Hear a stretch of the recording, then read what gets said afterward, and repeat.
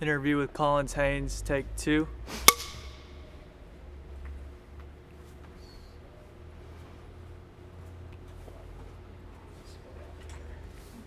You do know that that Stockdale, I don't know whether you want that in the, and he's passed now, of course, but he beat himself with a stool. We used to have a stool in these things, sometimes a can. It was, anyway, he beat himself around the head and eyes. You hear that story? Yes, Okay, and that's the kind of man he was. So he wouldn't have to go to this quiz. We used to call it quiz when you go to. I never saw anybody. I mean, I didn't see Jane Fonda when she came into Northfield. I wasn't forced. There were POWs that were forced to go see her, but nobody ever. Thank goodness, nobody ever forced me to go see somebody. But Stockdale did that in order to preclude being sent to see somebody. That's really ballsy. That's just to do something like that. We interviewed Jim Stockdale, his son, about his dad. Yeah, he was a hell of a man. That's why I keep saying Stockdale. When we finally got back all together, and that's when you really felt the force of chain of command and leadership working. Now I don't want to lighten Stratton. Stratton was good there too. He put certain orders out, and he did a good job. You know what he did with, of course, the enlisted man that was with his Stratton, who memorized every name, and he later worked. he later worked in the POW field. But anyway, Stratton did a good job. Just wait for this sign. Yeah.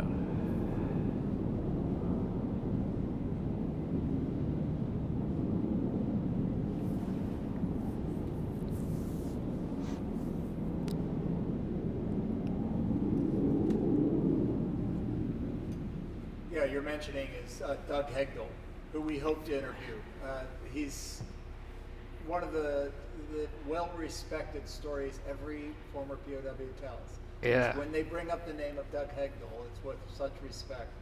And let's speak about that, because there is leadership and the power of leadership, but there is also, down in the ranks, there's also followership.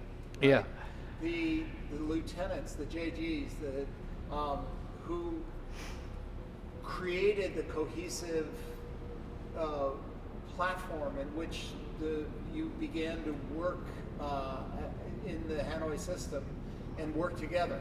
So it was not just the excellent leadership, but also the ways that you, who were junior to that leadership, pulled together. Can you speak about that? Because it's at the core of military understanding, is that what we are as a unit, leaders, followers. I mean, the famous story where Stockdale was being broken by his interrogators, and they kept saying, tell us the name of the Central Committee.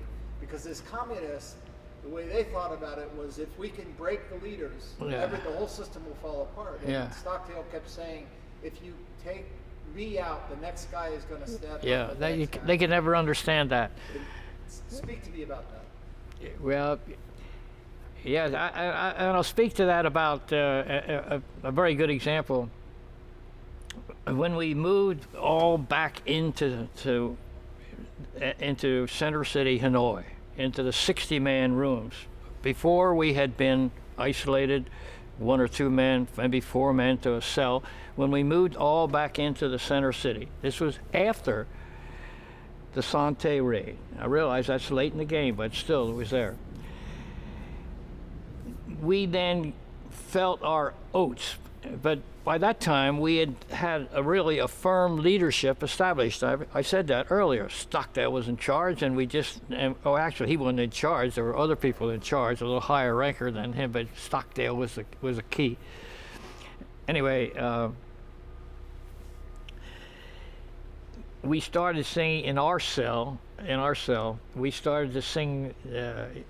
I don't know, it was America the Beautiful or the Star Spangled Banner. I forget what it was. God Bless America. It was God Bless America. Okay, yeah. Anyway, and I was the 4th senior in that room after that little shuffle. I was the 4th guy.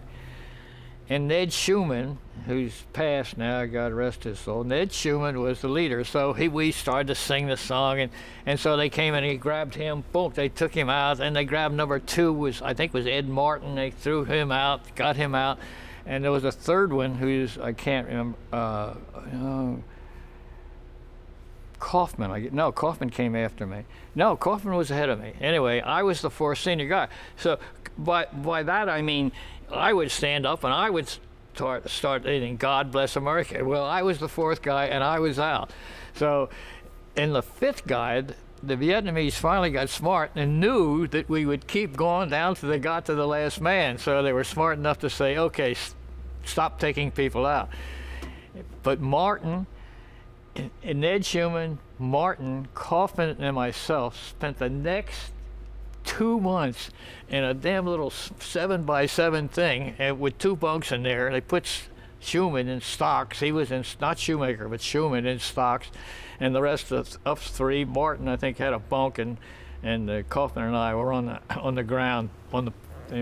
And we stayed there for 2 months because this was leadership, and this was leadership, I think.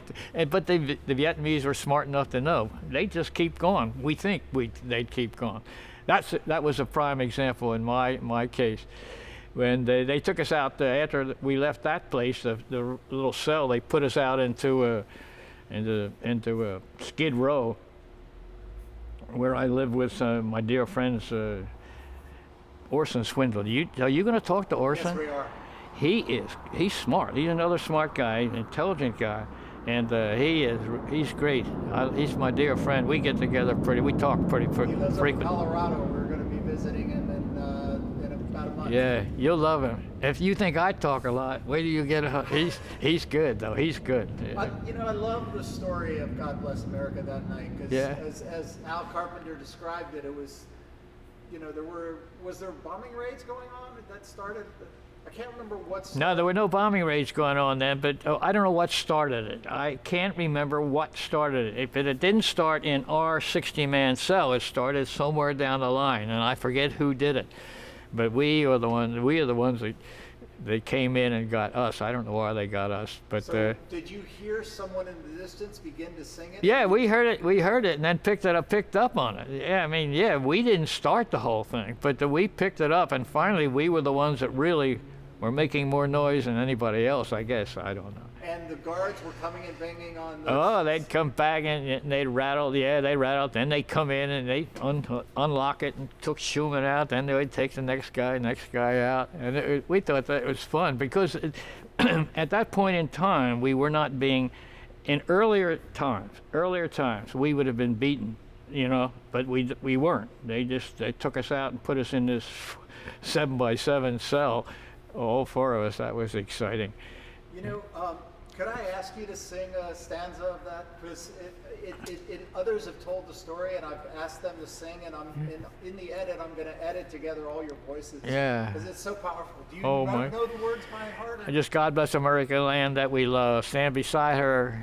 And guide her. And guide her. Through the night. You light. better give it to me. Look at the words real yeah, I'll do it. That's a repeat of 3. That's repeating 3 times for some reason. We only need you. Okay, do you want me to go ahead and sing it? Yeah. Yes, all right. You would. God bless America, land that I love. Stand beside her and guide her through the night with the light from above. From the mountains to the prairies, to the oceans white with foam. God bless America, my home, sweet home. God bless America, my home, sweet home. Beautiful. Beautiful. Do you think you could sing that from memory where we could see your eyes? Yeah, I could. Okay. So let me just put it down there. Yeah. Can you see it? No, not at all. Wait till that sound stops. Okay. It's fantastic. Okay. We'll just wait for that sound to stop. All right. Because everyone who's told the story of that night and what it meant to you to sing that song, it's been so powerful. We were I don't know why. I maybe Carpenter. He was in our cell at that time, but I don't think Why did they pick on our group, the four, to do that? I don't know why. To this day, I don't know why. Okay, tell me when you're ready. We're ready. Okay. God bless America, land that I love. Stand beside her and guide her through the night with the light from above. From the mountains to the prairies, to the oceans white with foam. God bless America, my home, sweet home. Well, Beautiful. Beautiful, sir. Fantastic. Thank you. well, you're welcome. So You don't think I can advertise for a singing job, do you? I think you just got it. I think you just got cast. Yeah, if this Navy pilot thing doesn't work out, your job as a singer. Tell me let's talk a little bit about Stockdale and leadership. Yeah. When was the first time you heard, first of all, when did the tap code really come into your understanding, and when were you able to start to really utilize it, and what did it mean to you, the tap code? Because I was wounded, and for the, I couldn't move fast enough. I was usually the lookout, so I knew the tap code, but it came out in the first. Well, I didn't know it with Mel Moore in that time. I wasn't cognizant of what was the tapping on the wall. I knew that, but it was in the first. Oh, I was with Swede Larson and Mel Pollack. That's where I got the first tap code, where I knew about it.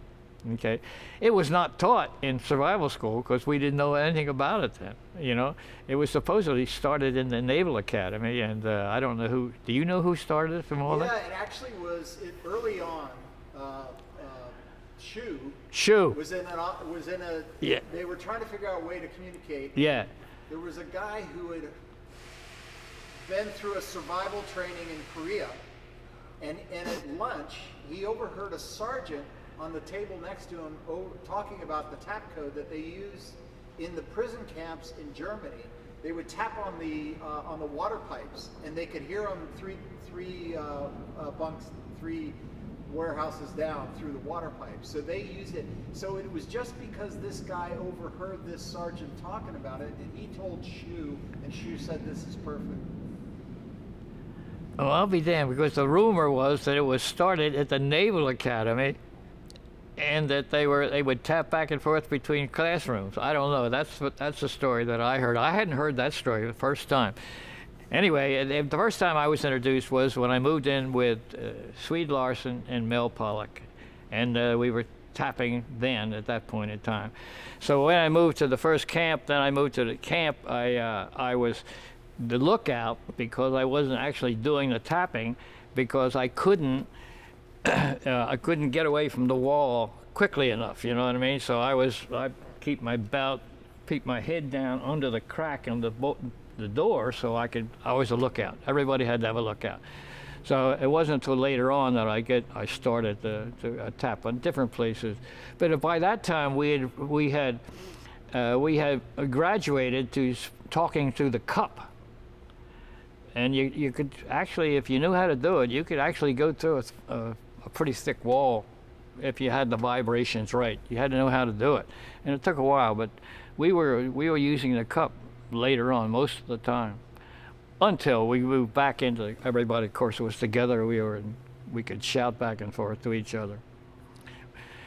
When we moved, remember I told you they moved Schumann and all to the Skid Row. You've heard about Skid Row.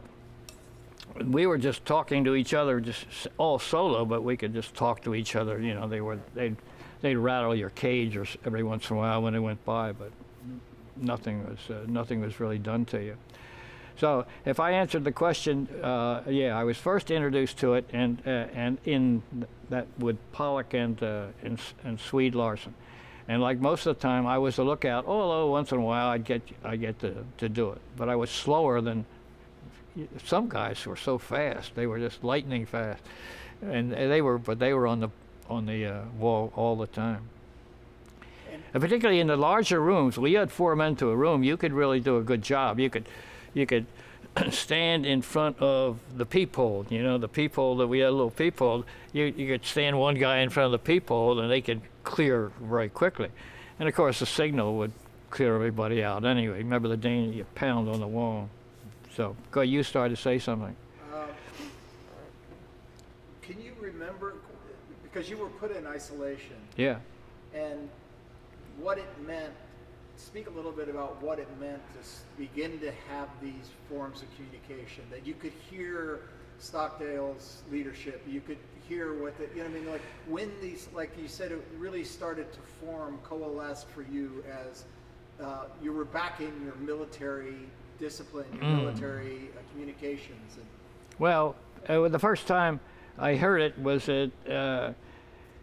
with, like again, Swede and Pollock, but there wasn't at that point in time. They had just been put in there too. So the real chain of command hadn't been established at that point yet.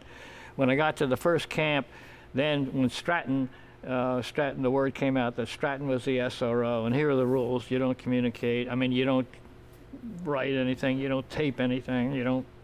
And I knew that. That was the first time I was introduced. And I was impressed with that. The fact that they had gotten in touch with us, and that was the rule. And that was the very first time. But and we mentioned Stockdale's rules, but we didn't. That hadn't come from Stockdale's rules. It came from Stratton. You know. And later on, when I got into other camps, yeah, Stockdale's rules came to me. I mean, say, this is Stockdale's rule. This is what you have to do. And but there was an acronym for that. Back us. You familiar with that? Remember that?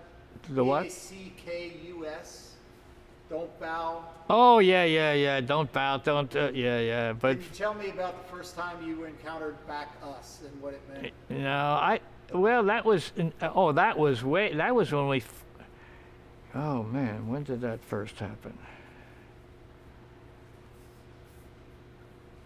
I was going to say.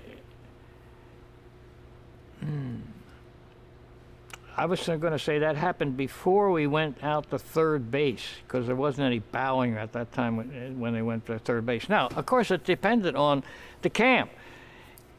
If you were at some camps were different, you know. And the backup thing came to me for the first time, but that was up in, God, I can't remember where that was. The first time I lived.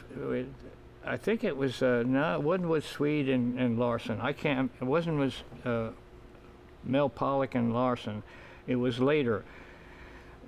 But that did come, not that term, but that the same thing that term represented came from Stratton. That's the first time I was really. Now, where that name came from, I wish I could remember which camp it came from. I don't know. Was that Briar Patch? I believe that Stockdale was at Alcatraz. Alcatraz. Now, Alcatraz was a tough one. That was tougher, and those Alcatraz was a hard camp. That was harder than most of them. They put troublemakers, I guess, is what they're there. Yeah. Were you part of the Hanoi March? No, I got there too late. Oh, good. But they told me about it, and I heard all about it, and it was a rough one. I wasn't part of that. But you do have perspective on something. You were at Plantation. Yeah. When an early release took place. Yes. And my understanding is, from what I've read, is it was very dispiriting for a lot of the former POWs that 3 of these POWs took an early release, and there was some question about whether that was really approved I mean, Dick Stratton ordered Hegdale, Oh, Higdale to go, yeah. to go. But No, that's- the other ones that went were there. hold on for the sound. Yeah. Sorry, sir. One second.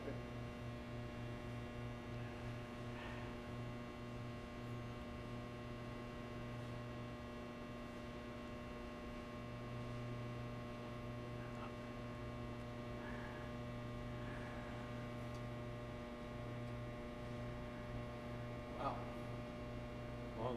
There you go. Okay, so Anyway, we were he was, what was the name? Gartley. What was the name of the guy that went from there? Do you remember the one that there were three of them? I Yeah, think there that were three three of them that went. And anyway, we were in a shower with the first one that went. I forget his. I'll think of it in a minute. You probably drum it up too. We were in. And you got out once a week to take a mud bath in some of these damn shower stalls. We tried to float a note. We somehow knew that this guy that was thinking about going was down there. We tried to float a note to him and said, "Don't go." And we thought he had gotten that. But later on, I do know that somebody had gotten word to him, "Don't go." Somebody, one of the other prisoners of war. We tried to float the note to him, but it didn't make any difference because either ignored it or it didn't get to him. But we did holler. Well, we tried to holler, but you get hollered. If you hollered it, you weren't sure that he was going to hear it. But he knew that the rule was don't go, but he went anyway. Now we should remember his name. I mean, I'm sure I could look it up, but not Gartley, that's not but as significant. anyway, he knew not to go, but he went. And what effect did that have on the prison population and when this event? It was dispiriting in the fact that he knew that he wasn't supposed to go. He knew. It was dispiriting and I personally felt sorry for the kid for what was going to happen to him because I knew that he'd be shunned and he would be looked down upon, and he should have been. He was old enough. God, he was flying airplanes for the Air Force, and for him to have gone to left like that, no, it didn't. I just felt sorry for him. It didn't hurt my spirits. I knew what I was going to do. It didn't hurt my spirits, but I felt sorry for this kid, what he was going to endure. That's true. That's how I felt. That's beautiful. And in the book Honor Bound, you're one of the people who was credited with helping rebuild the spirits of those. After this event happened, this early release around Christmas, you worked very hard to try to lift the spirits of your. Talk to me about that. What kind of steps did you take? What happened there? What I did was I tried to always be positive. In the 6 years I was there, I was always positive. I'd say, hey, one of these days, I know we're going to get out of here. And I tried to keep myself, I know it's selfish, self-serving, but I tried to look as good as you can look in pajamas and not being able to shave. But you couldn't brush your hair. You didn't have a brush or anything. But I used to try to look reasonable. And they used to call me Dr. Schweppes. When I go to the head or where I go out the quiz, I walk straight and I try to look proud. And I always said I was always had a positive attitude. Even after when they put us back into the large cells after the Sante raid, I said, it's okay, we're still going to get out. So if I did anything, it was the positive attitude that I had, and people knew it, that I said we're going to get out. And I wasn't a junior officer, I wasn't a senior officer, but I was, I shot down at 34. I was a lieutenant commander, but that is the only thing I can say. But I used to talk to people, you'd talk to them if you could talk in the shower and say we're going to get out of here one day. We had people that went under the blanket when we were all moved back into the large cells. Did you ever hear that term? Guys would go under the blanket. They would just put the blanket over their head and just sleep the day away or think or whatever it was. And we would rouse them out and say, hey, get up, Render Creighton. Did you talk to Render We're going Creighton? to talk to him in a couple of weeks. And he was, man, they took him away. They thought he was going to, he stopped eating. They took him away, and I would talk to Render a little bit before he left. I was in one of the large cells with him at one time. But the only thing I can say is I did have a positive attitude after I got through my first 2 months there that I've already talked about. And I did that. People knew that. Dr. Schweppes, did I say that? That's what they called me, Dr. Schweppes. What is Dr. Schweppes? I don't know. What Dr. Schweppes, some guy that advertised some drink, and he was always looked like he had, yeah, there was a guy named Dr. Schweppes that did advertisement, and that's what they called me. Because I tried to look like, black. How can you look good in black pajamas but I tried to walk straight as best I could, my leg. Well, this is a beautiful aspect of leadership, because I'm sure you didn't always feel positive, but you gave that gift to others around you. Like sometimes people say, even if you don't feel it, fake it, right? That's right. That's right. But I did feel it. I always knew that the government was going to come get me someday. I knew that. And that's the only thing I can say. But when I would talk with people, when we were into large cells, that was good. You could talk directly to people, and I did that as much as I could. But there were some people that were the ones that we refer to as going under the blanket. Even they weren't sure until the very end that they were ever going to get back, and they had given up. I mean, they didn't give up, but they didn't die, and they came back and lived life like, I guess. Well, clearly the Vietnamese recognized that you were helping fellow prisoners of war, because they removed you from plantation at a certain point to try to prevent you from doing this. You and a few others, correct? Yeah. Yeah, they removed it because they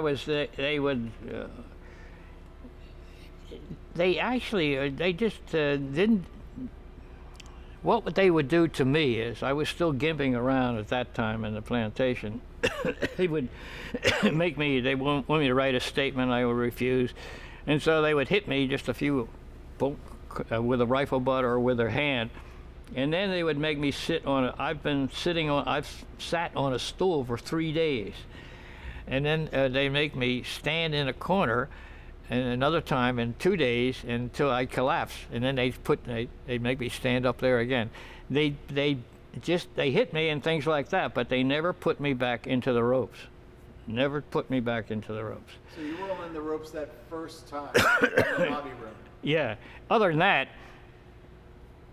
I was put in cuffs a couple times, but cuffs, leg cuffs in it. But that's, anybody can be put in cuffs. That doesn't bother you at all. That doesn't hurt.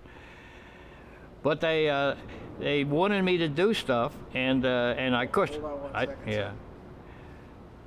And is Carrie looking for that music? She's up way.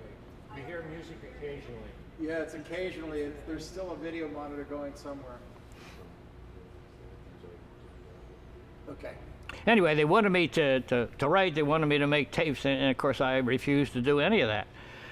And in addition, the person I was with was, and I'm not going to mention names again, but I just told him that you can't go and talk to these people. You just stick with name, rank, serial number, date of birth. You can't talk to them like they're friendly camp guards or something. You just don't do it. And that may have added to my leaving. I'm not sure. But he never. I want to make sure this person with whom I was living never gave up anything. Never gave in. But he would go talk to them, and I said, you just can't talk to them. You just don't talk to them. That may have had something to do with it. I don't know.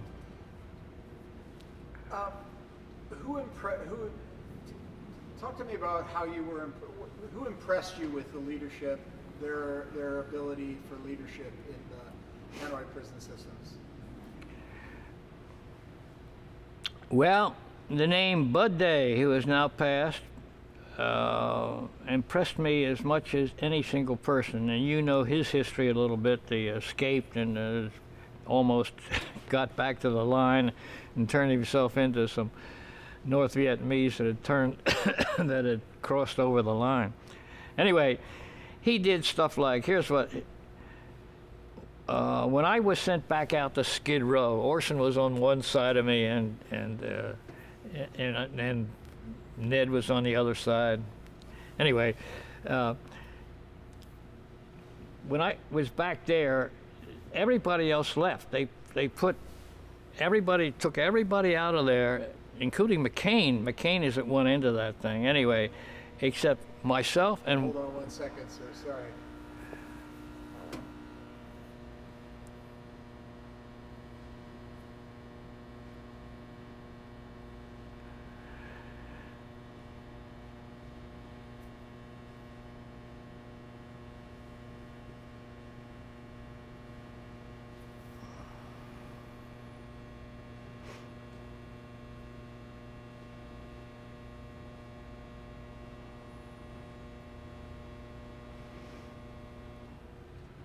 Anyway, they take myself.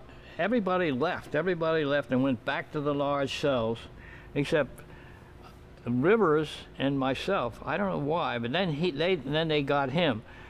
So I'm there in Skid Row all by myself. And they called me in, and they wanted to. And the reason I'll tell you the story. The reason I bring this up, they called me in and wanted me to sign something. Or I said no. So they put me on my knees and tapped me. They didn't hit me hard. They just tapped me with a rifle. They didn't hit me as they usually do, really hard. Boom. Anyway, they brought me back, and they put me in cuffs and handcuffs and leg irons. And I'm still there. I was only there for about a week, maybe 2 weeks, and they eventually moved me back. And the reason I told the story is because Bud Day, the first thing he did, Bud Day was the senior guy in this complex they moved me back into, and he said, "Good gone, Coley, good gone," like that. And that's the kind of guy he was. Bud Day was my hero, my hero. And I had the opportunity. He lived right down here, down the road, and his wife. And when Orson comes, we go visit them regularly. But anyway, Bud Day was a leader's leader. He was good and tough. He was tough. But he thought that's what a leader does. You know, who would he? I mean, who would do that? I mean, maybe I would try to do it, but Bud Day did it. You know, good gone. That's all he had to say. Good gone, Coley. And that, you think that doesn't give you a boost? Yeah, really does. That's leadership. Now, I never had the opportunity to be with Stockdale except when I've told you at the very end, they put all the seniors in the large room, which we had contact with them, but I didn't have personal contact with CAG. CAG, we called him CAG because he was the commander of the air group. And incidentally, he spoke when I took over this command after I got back, and he spoke at my assumption of command ceremony. He's a great guy. And not he, Stockdale did. Now, not Bud Day. Bud Day didn't talk. But Stockdale talked, if I'm making sense to you. But when I looked at immediate leadership as pertains to me, was Bud Day. Bud Day took a lot. He took a lot of bad stuff and came back strong. Well, this is an important thing that one of the things you're pointing out about good leadership is when you can recognize to reinforce in those who are your subordinates when they're accomplishing, it's not only just giving them good orders, but it's also that recognition of when they've done something to give them that boost. Yeah, that's a really important key. It is, and Stockdale did that too. To some of the other peoples in the other camps, Stockdale did it. Just that I never had until the very end the close direct contact with him in large cells. I told you the story, if you remember, about how we communicated with the senior group. They would stick a pole up to the chimney. Do you remember that story? Please tell it. Oh. Now that we're recording it, please tell it. Yeah. anyway, we had we knew we were all together, and we could speak because we were in adjoining very large cells. And we could talk to the B-52 guys, new shoot downs and everything. It was neat. We could do all that, but we had no real direct communication with the seniors. So because there was some distance across. So we're out looking this day. I'm looking out there. Here's this stick going up and down in the chimney. A stick. I mean, all I could see was the stick. You couldn't see who was at the other end of that stick. And so we realized, or somebody did. I don't think I did. But I saw the stick. But somebody said, "Hey, they're doing the tap code." So we started looking at it, and sure enough, that was our communication. Now it was tough acknowledging that, but we used to be able to cough or spit or something and fart loud enough that they knew we were reading it. So this one day we're communicating, and this stick is going up and down, and they used to keep it in the dark, do it later when the guards were not, during sleep hour or whatever. But this particular day, this guard happened to be walking by, and he looked up, and I saw this happen. The stick is going up and down. I see this guard there, looked at it, and he didn't think about it, and then he walked on a little further and looked at the stick still going up and down. So finally, this guy got a ladder, and he climbs up at the top there, and we had no way of warning them, tell them, you know. Anyway, they climbed up on the roof, and he grabs on the other end of the stick, and it's going up and down. And so they eventually pulled it out of their hands. And nothing really happened to them at that point in time, but it was a funny story to watch that. It was hilarious. I think they opened the door and threatened them and did all that, but nothing ever really happened to them. But a funny story, and true. And sir, when was the first time you heard the expression "return with honor"? Do you remember?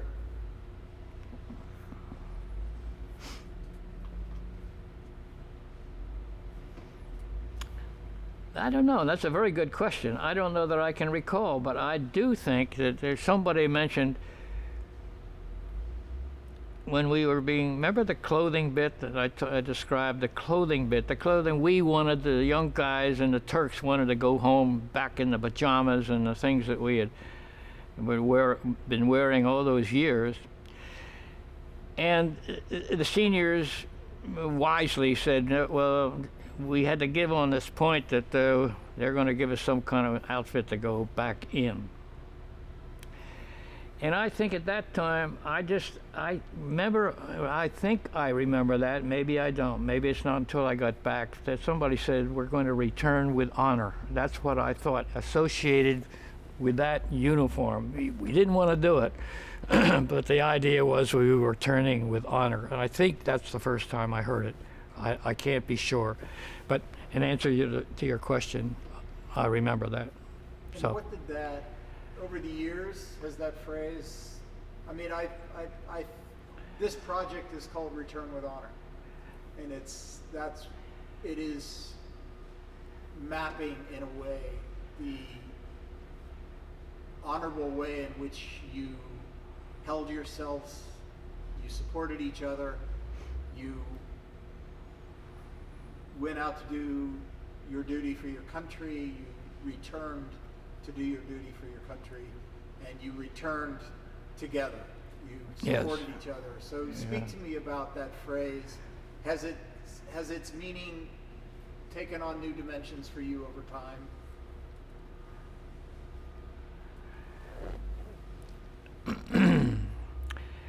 Well, yes and no. Yes and no. Actually, my daughter-in-law called me yesterday, and she said, "Do you know an Edison Miller?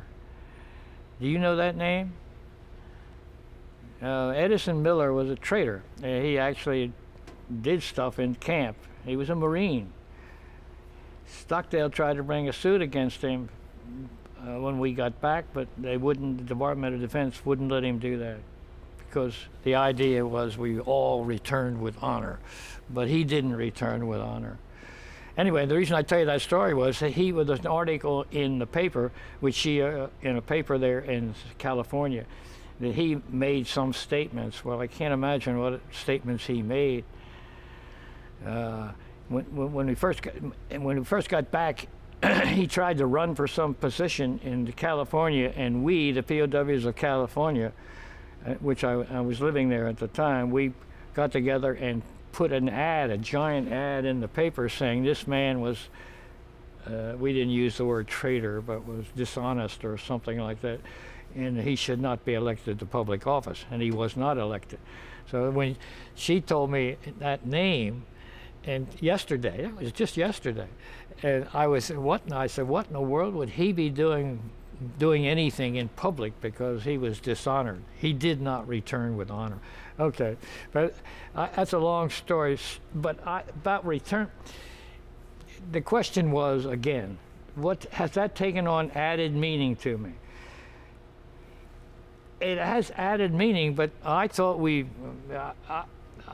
returned with honor as it was. It wasn't something that was foreign to me. We returned. We were true to the best we could do. We were returned, and it had added emphasis as we get, Frustrating when these sounds keep going off. Yeah. But you're doing an amazing job. No, I don't think so. I get embarrassed by it. I just get wound up. I get started. I can't stop. You're doing an But, incredible job. Lower the line about 6 inches. That's straight there.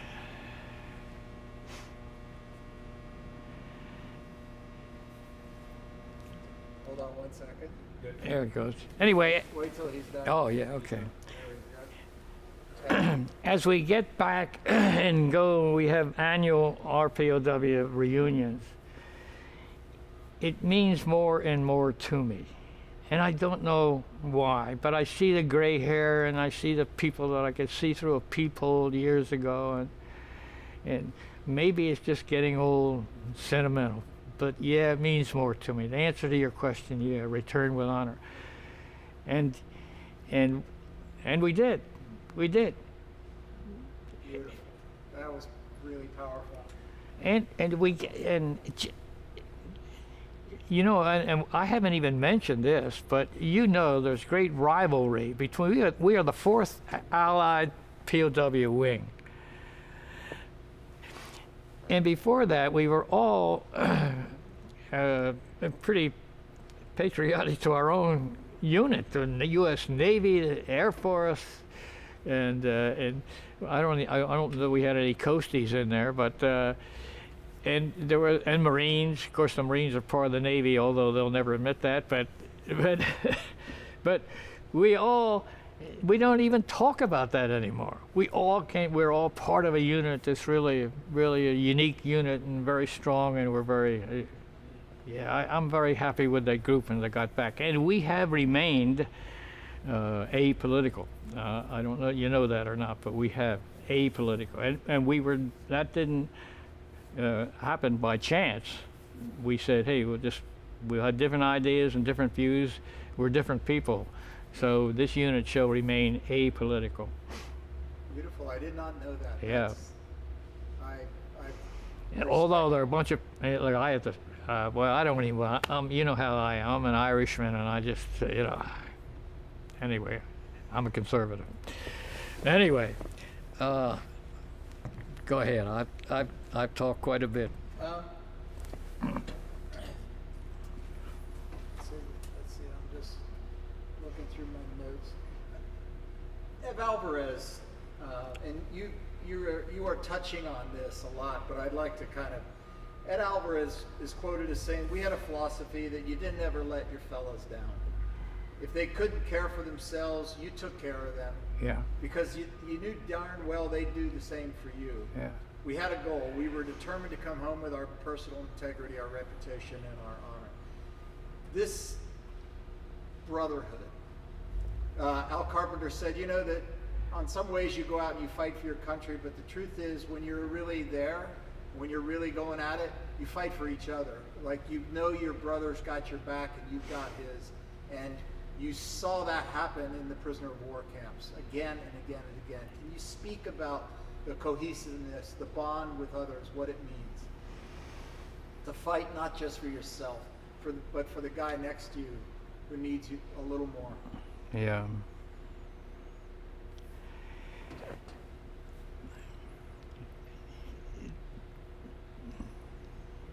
the best way you could fight for others was to find out who who was hurting, who was hurting, who was sick, who was what, and try to give them any words of encouragement that you could through the tap, through the coat or through the cup, whichever way. But I just I have a tough time answering that question. If I made sense, repeat the question to me again. I didn't forget it, but Alvarez said we looked out for each other. Yeah, we did look out for each other. But you never let your fellows down. That brotherhood, that cohesiveness is really, in the end, the bond of that made you all stronger. Yeah, and it did. You feel very close, even though I didn't live with half of those guys, or more than that, I guess. That in a cell with 3 or 4 people. I never lived in a cell with 3 or 4 people. I lived in a cell, well, I did with 4 people when they put me in Skid Row with Ed Martin and Ed and Kaufman. Anyway, but you did what you could do, but you felt helpless. Especially, remember I described the fellow when the fellow was being tortured there, and I was down in the rat cellar. You felt helpless. How could you have helped him? You couldn't do anything. And you did what Alvarez was talking about. You did you gave whatever help you could at the risk, at your own peril. And people did that. They went out on a limb to try to contact somebody when they knew that they were going to be punished for communicating. And that spirit was throughout the camp. It was throughout the camp. There were a few exceptions, but yeah, we looked out for each other as best we could. But there's many times there was nothing you could do. Alvarez think of that man, 10 years in there, 10 years, and he kept his spirits up the whole time. I love Ev. Yeah. We had a wonderful few days with him. Yeah, he's a neat guy. Yeah. And Phil Butler talked about never losing your sense of humor. Having a sense of humor. He said in prison life, you could never lose your sense of humor, whether it was with a guard or your buddies. You had to have a grasp on a sense of humor. And you touch on this, having that good spirit. Speak a little bit about that. I can tell you a funny story. No women here anyway. That's I lived with this guy called Tangerman. You don't know. He's from New York. He was a typical New Yorker. He was just a good old boy, and he was young. He wasn't old. He was young, and he's like, I don't know what he was doing there, quite honestly. He was a swimmer, actually. He was a collegiate swimmer, very good. Anyway, he and I were in a cell. And each night they'd come in, and they would raise the peephole to try to see what you were doing, Okay. So anyway, this one time, this short guard came in, and he was so short he had to stand on his tiptoe to look through the peephole. And he would come up there, and Tangeman, the big guy that he'd go over there and look at him, and the guy, the little kid, the guard would say something like "Det mir mai." And I said, tell me again what he said. He said something that sounded like "Det mir mai." So then that started a regular series of nights. He'd come in there, the little guard would raise the thing, and he'd walk over there, and he'd say to Tangerman, "Det mir mai, det mir mai." So then they got rid of the little guy. The little short guy went away, and we got a new guy. So in comes the night check, and this guard raises the little peephole, and Tangerman says to the guard, "Det mir mai." The guard, oh hell, it wasn't minutes before they got the thing out. They gave him the long, that means go get your long ones on because you're going to go see the camp commander. So Tangerman went out there and talked to him, and only Tangerman could talk to them like that, I guess. Anyway, he said he explained to him as best he could, there was this little guard, and each night the little guard would say, "Det mir mai." And they put Tangerman down on his stomach. They were going to give him a few whacks with a rope. But Tangerman said, "That's true. That's what he used to say. Det mir mai." And they never told Tangerman what that meant. Okay, and I never found out what that meant. Sequel to that story, true story. There was this Vietnamese store in San Diego, and don't ask me why, my wife and I went in there for some reason. We went into this store and to buy something. And I got a hold of the manager. I said, "Manager, you're Vietnamese?" And he said, "Yes." I said, I want to ask you a question. And he cocked his head. He wasn't sure what I was going to ask him. But he said, "Come on outside. You can talk to me." So I said, "I have a Vietnamese phrase that I don't know what it means, and I would really like to know what it means." He said, "What is it?" I said, "It sounded like Det Mir Mai." Oh, this guy went. I said, "Well, what does it mean?" And he was very hesitant to answer me, but he said, "It means something like, your mother does it for money." Anyway, I can't tell that story anywhere else, but that's a true story. Your mother does it for money. I mean, and that was the best translation he could make. So, but it's funny. That's what that little guard was pumping him with for a month, you know, and Tangeman fell into that trap. That's great. So. Let's see. I want to make sure we're keeping track of the time here. Okay.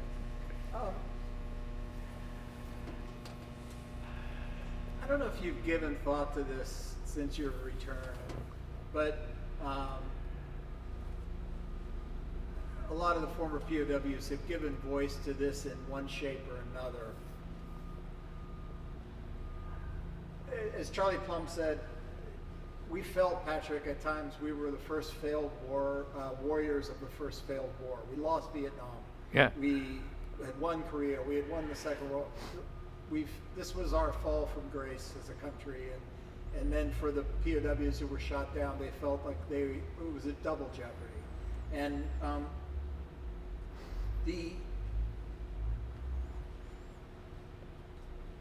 when you all returned, there was many ways in which you were the only good thing that they could show the country of what happened in Vietnam.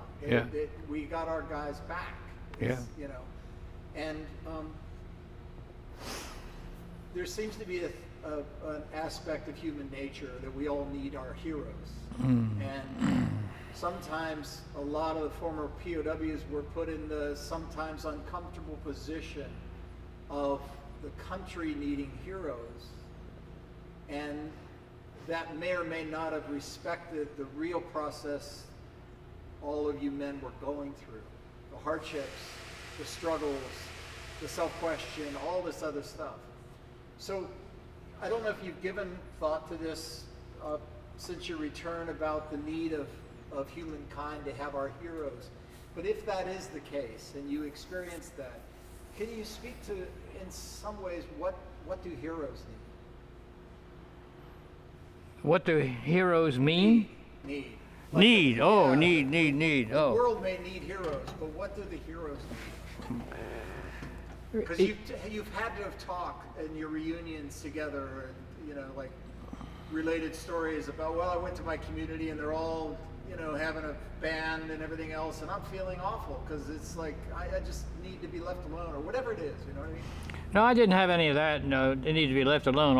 Although my hometown did give me a parade, but that, and I met some of my high school buddies there, which was interesting. But I did have a feeling that you described. You hit the nail on the head. We fought in the only war that we lost. That always has plagued me, and I do realize that we were the only good thing that happened in that war. Although some of the stories there are bad. When one of my friends that came back, he went to UCLA to get his doctorate, I think. No, get his master's, and he was spit upon as a POW. But all they knew was that he had been in Vietnam, and he got really some rough treatment. But I did feel badly about we having fought in the only war that we lost. when I was on the ship, before I was shot down, an edict came down from a command that said, go ahead and spur up your troops, go ahead and talk to them, and say, look, we're in this war to win it, et cetera, et cetera, et cetera. Beef up the war a little bit. And I had to think about that, because here's why I had to think about it. When you go to war to kill people and damage things. That's what happens.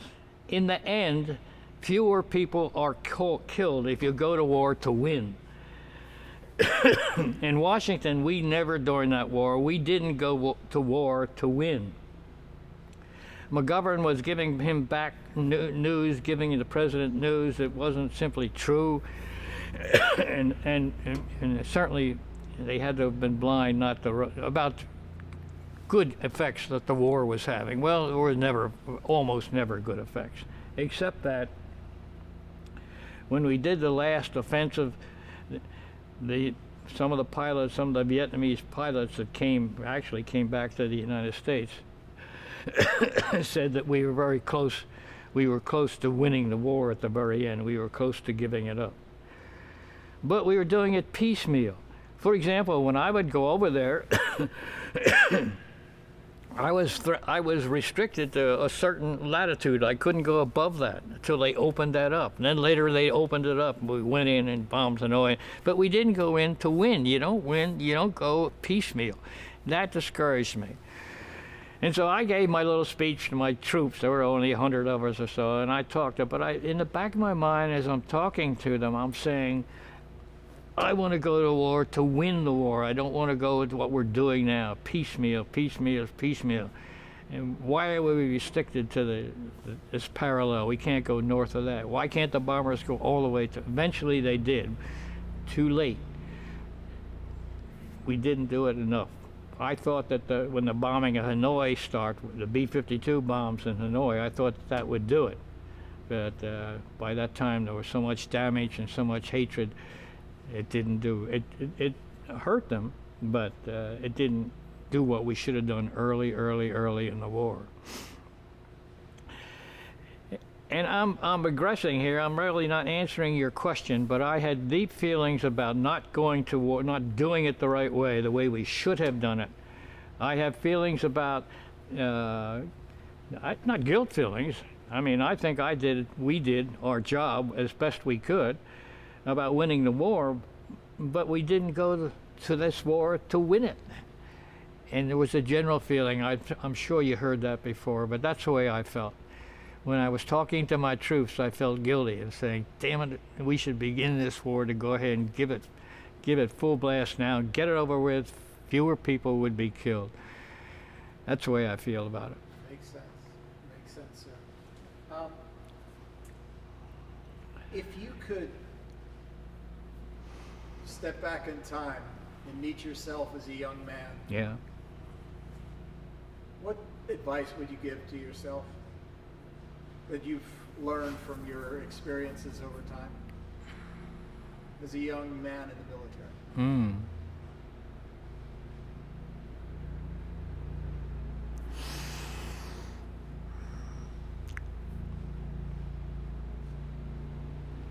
Well, I wouldn't have done anything different. I would have gone into fighters if I could have gotten into them, and you can't always get into them, but I would have made the military a career because I liked it so well. And we haven't talked about that yet, but remember, after I was shot down, I came back, and the Navy was very good to me.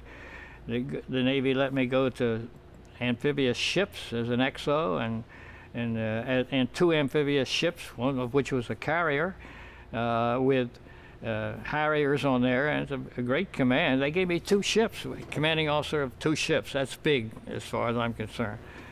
So would I have done anything over again?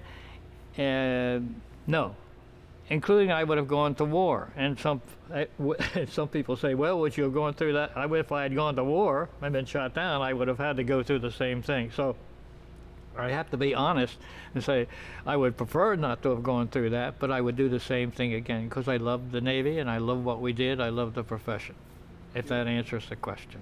The question is more not would you do anything differently, but what advice Let's put it this way. Yeah. A young officer in Yeah. training now, what's the best piece of advice that you could give, or pieces of advice you could give to a young person based on your experience, what you've learned over time? Like, one of the things, for instance, that you've said pretty uniquely is that you prepared yourself Yeah. mentally for the possibility of being defeated. Yeah. That's a big thing. Yeah. Like, there's so much of, it's like you say that so much about training is about going to win, going to accomplish, going to conquer, what happens if that doesn't happen? How do you prepare yourself for both sides? I would tell them that you have to, if you have to go to war, if you have to go into the service, if you want to go into the service. Now, in my case, I was drafted. You heard about that story.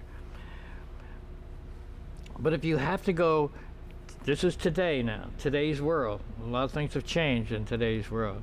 You have to be sure that you want to go into the service.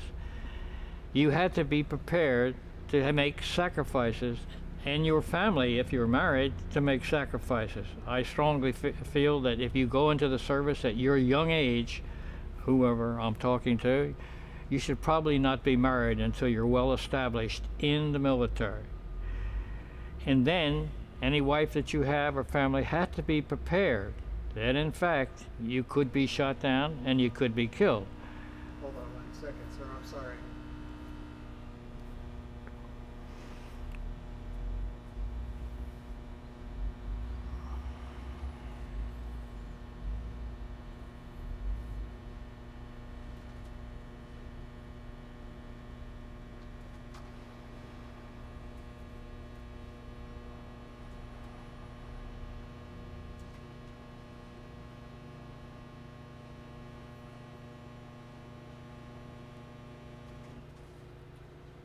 Anyway, Be prepared. you have to be prepared for what's going to happen. Your family is going to be deprived of time with you because you're going to be gone, whether it's even more so in the Navy than the Air Force. But they have to be, even the Air Force has to go on deployments for a certain time. You have to be prepared for that.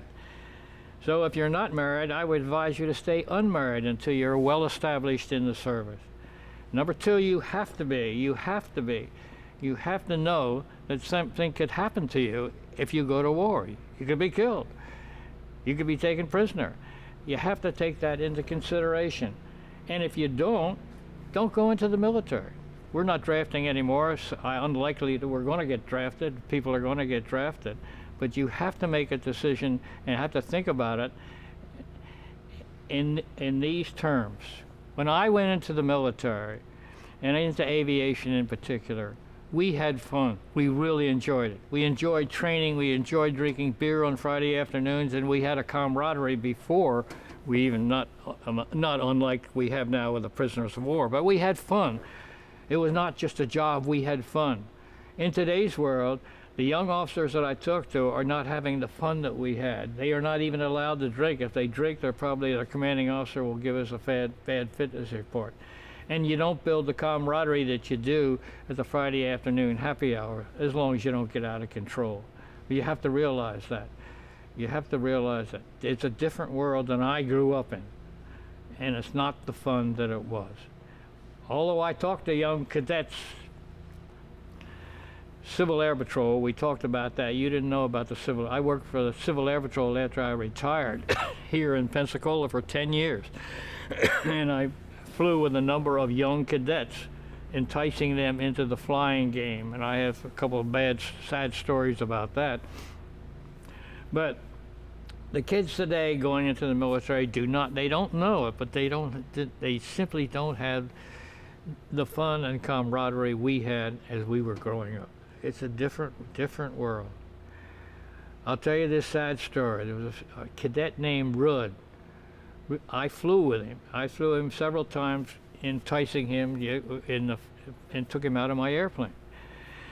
He went into the Air Force Academy, graduated from high school, went to the Air Force Academy, and he was really smart, way up in his class. In fact, he was ready to graduate. a female student accused him of rape, which was consensual.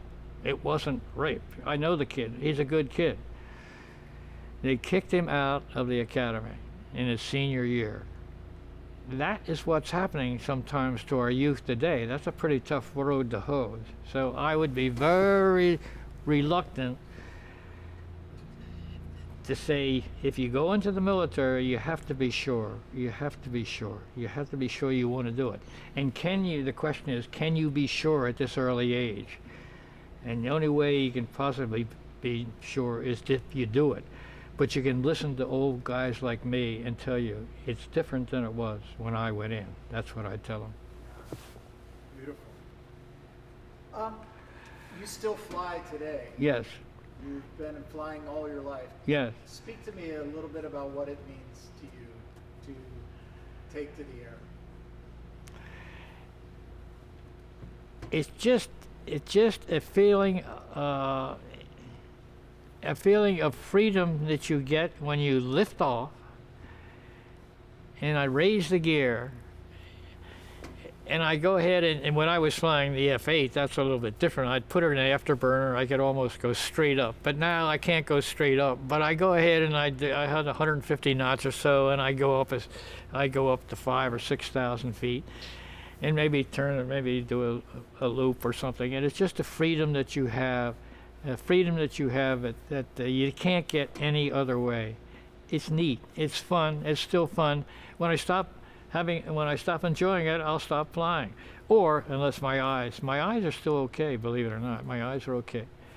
So I can still pass a physical, and my heart's good. Your cells in the Vietnamese prison camps, was flying something you dreamed about, thought about? No, the only time I drew that, I thought about that. Remember when I was in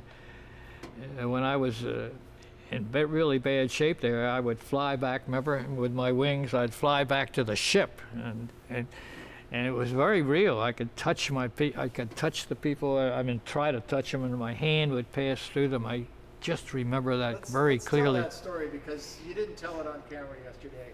You were dying. Yeah. You were dehydrated. Yeah. Your leg was infected. Yeah. And you were dying. Yeah. Tell me the story about that. Well, about seeing myself on the. Okay. Well, I had a mental problem. Because the mental problem was that if I was so dehydrated for so long and deprived of water for so long, that once they started giving it to me in the 2 teapots once a day, and I would drink everything that they gave me, but I could not eat anything at all. I could not eat. If I ate, I was afraid that I was going to throw up. Right, and I didn't want to throw up and lose the water that I had. Well, that's sort of some crazy thinking, isn't it? And that's when, and I have already said that about the camp commander came in, and gave me that milk for 5 days, and opened up my stomach, allowed me to eat. But in that interim time, I was actually would be up above and see myself lying on this concrete floor, and I would fly back to the ship using my arms. I'd fly back to the ship and try to contact people, and I could see their face. I could hear them talking. I'd try to touch them, and I couldn't touch them. And the camp commander, again, when he gave me this milk, it wasn't out of any humanitarian reasoning. I'm sure it was because Ho Chi Minh said, keep these guys alive. They are worth bargaining chips at the end of the war, and he was indeed right. I'm going to ask you to the poem In Flight, High Flight.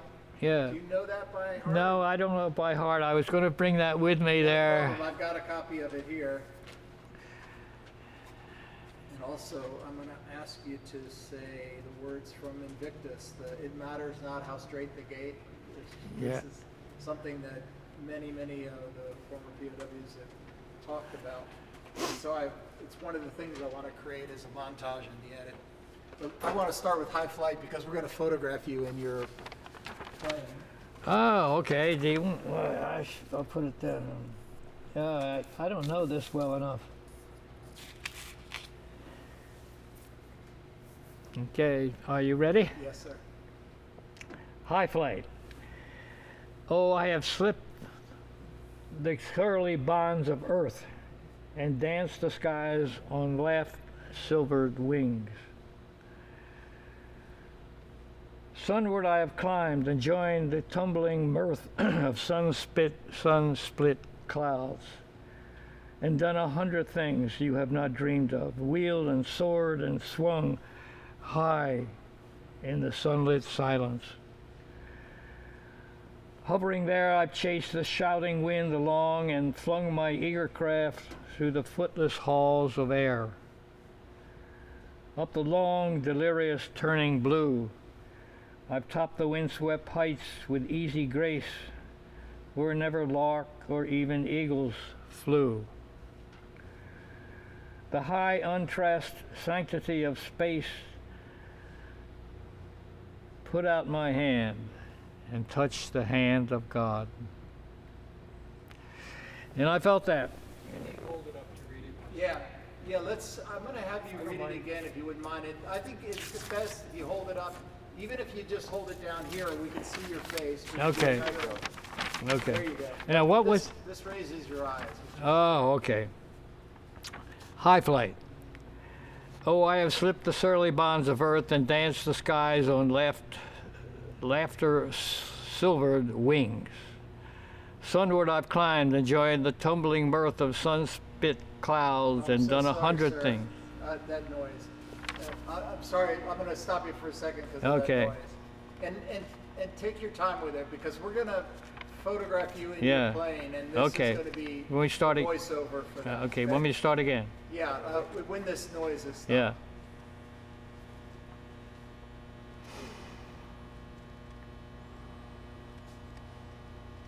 Yeah, just take your time when you read it. Just feel that only pilots understand this poem, truly. Okay. Okay. Yes. High flight. Oh, I have slipped the surly bonds of earth and danced the skies on silvered wings. Sunward I've climbed, enjoyed the tumbling mirth of sun-split clouds, and done 100 things you have not dreamed of, wheeled and soared and swung high in the sunlit silence. Hovering there, I've chased the shouting winds aloft and flown my eager craft through the footless halls of air, up the long, delirious, burning blue. I've topped the wind-swept heights with easy grace, where neither lark or even eagle flew. And while with silent lifting mine I've had the high unpassed sanctity of space, I put out my hand and touched the face of God. Sorry about that. Beautiful. That's Well done. I'm going to ask you to read one other thing, which is this poem by the Invictus. Just a portion of it.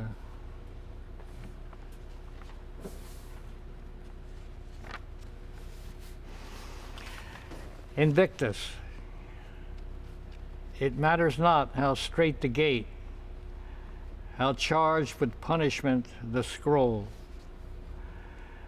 I am the master of my fate. I am the captain of my soul. Good. And on this theme, you're a spiritual man. Yes.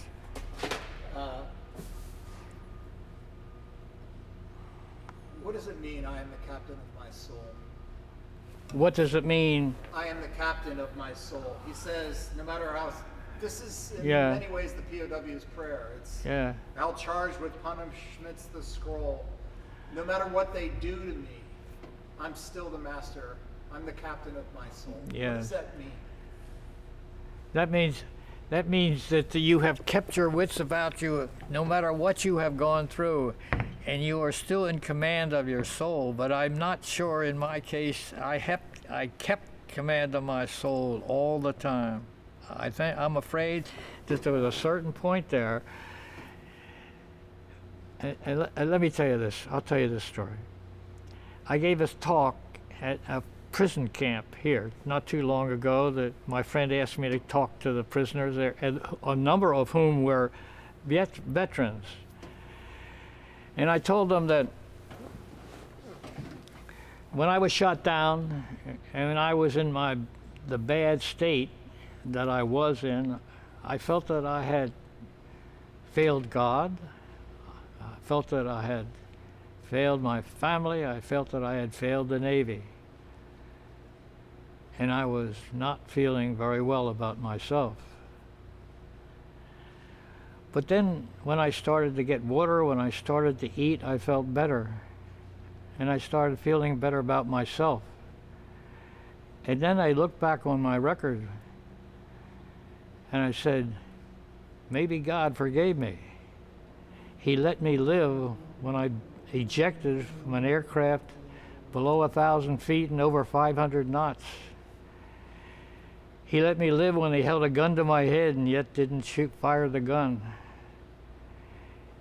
He let me live when I went through a session, a very difficult time, and then let me drink water. He let me heal my leg, and he let me eat again so that I could regain my health. And so maybe God does love me after all. And with his help, maybe I'm the captain of my soul again.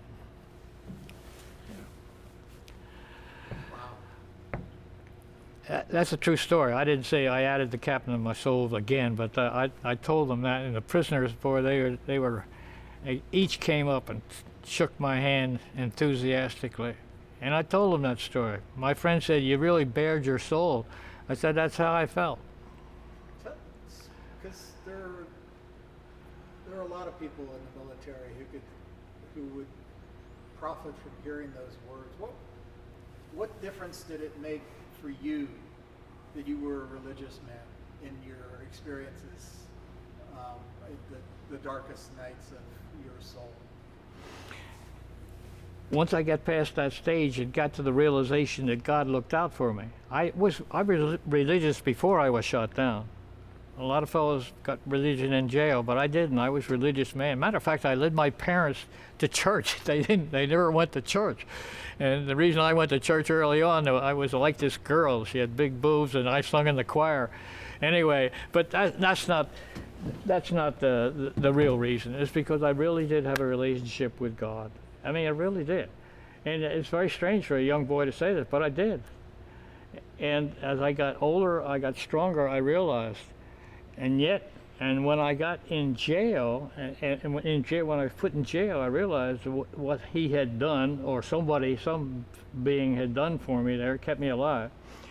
And then, as I go on and get later in life, I get stronger and stronger and stronger with God. And I think God has a sense of humor. I mean, God is not that all that. He's strict, of course, and I don't mean to be irreligious, but I'm not. But I talk to God. For example, if somebody cuts me off in traffic, I'll say, God, help me not to be mad at that person who just cut me off. And saying that, I think, boy, that's foolish, but I've forgotten about being mad at that guy that just cut me off in traffic or done whatever. In that respect, I must talk to God, without exaggeration, 20 times a day. I say morning prayers every morning, and throughout the day. That's my strong belief. And whatever you can believe or not believe, but I firmly believe that there is a God. There's somebody that looks out for you, and we're all born. Oh, the other thing I told them was, God is omnipresent. If God is omnipresent, that means God is everywhere. If God is everywhere, that means he's in each of us. And it's us to us to bring out that little bit of God that you're given at birth and talk to him. He's not hard to talk to. It's easy. You don't do it. It doesn't have to be a formal prayer. Like I said, God has a sense of humor. Anyway, that's my feeling, and I really have a very strong faith. Beautiful. And you have a family Bible that you read from. Yes. Can you talk about that? Yes, my grandfather, I think it was 1860 on the date there, my grandfather used to teach Sunday school. And he would teach Sunday school in church, in this church, M.E. Methodist Church, I believe it was, for years and years and years. And then they ended up giving him, the church, this wonderful Bible. It's the biggest and heaviest Bible I have ever seen. It is complete with Old Testament, New Testament, and the area in between, which I think we talked about, and I wasn't sure. Of course, I showed it to my son yesterday too. That area in between is sort of different. And this Bible is unique in that it says at the end of the Old Testament, this is the end of the Old Testament. And then it says, this is the beginning of the New Testament. And it's very detailed. It was given to me by my father's brother, who was the oldest of the sons, the Haines sons. And he gave that my sister. My sister then turned it over to me. This Bible, there's a description in there given to Collins H. Haines, my grandfather, in 1860 by the church. And it's very valuable. And I paid a lot of money to get that thing put together again here locally, a Bible unit, put it back together. It's in beautiful shape. I love it. And I showed it to my son yesterday. I said, you're going to get this. And I'm not going to give it up before I go on, pass on, but I'm going to give it to you. Make sure you get it before I. And what do you get from reading it? What do you enjoy about reading it? Well, I get strength from it, believe it or not, because some of the stuff makes sense, some others doesn't make sense. I always look in this. Sorry, sir.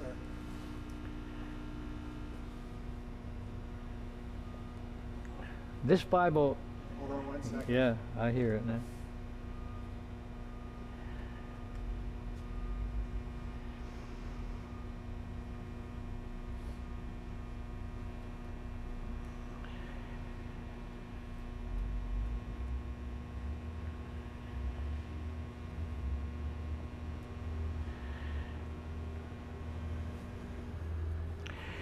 This Bible has in it the scripts on the side that says when this was written in relation to the birth of Christ or to the death of Christ, and which is different because many Bibles do not have that.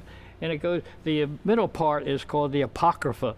The Apocrypha is something I don't understand. I know about I've read the Old Testament and New Testament twice. I read them in college, and I've read them since I'm in the Navy. But the Apocrypha is something different, and these days, I'm reading the Apocrypha to try to understand it. It's a number of books, but it confuses me. And I have questions about the Bible. I don't have questions about God. I have questions about the Bible. For example, Matthew, Mark, Luke, and John. Matthew and Mark say, what the hell?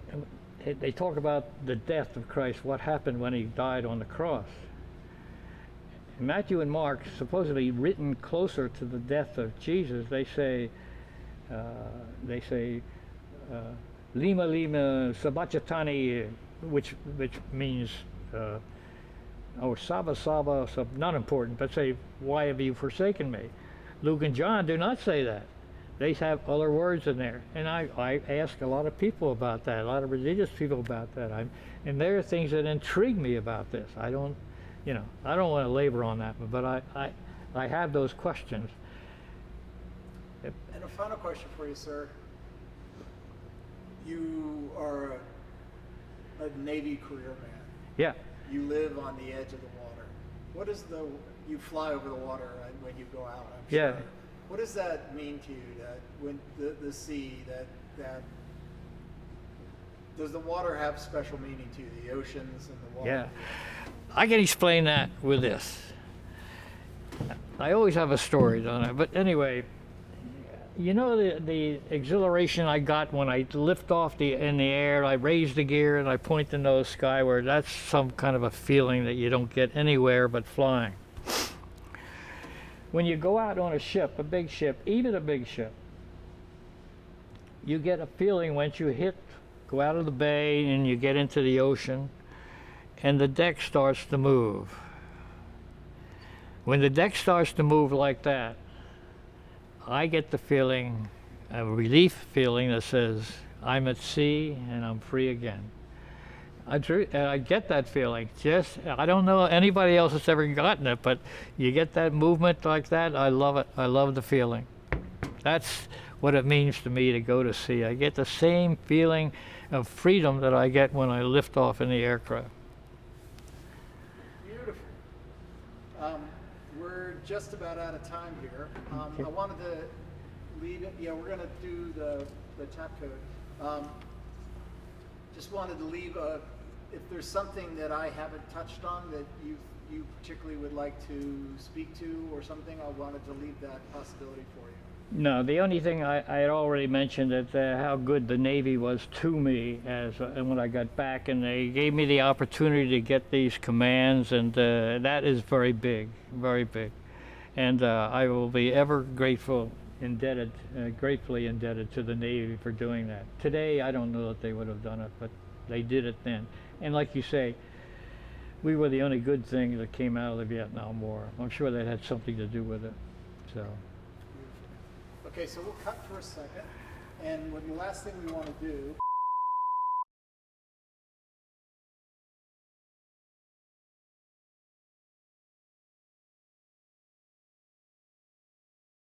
is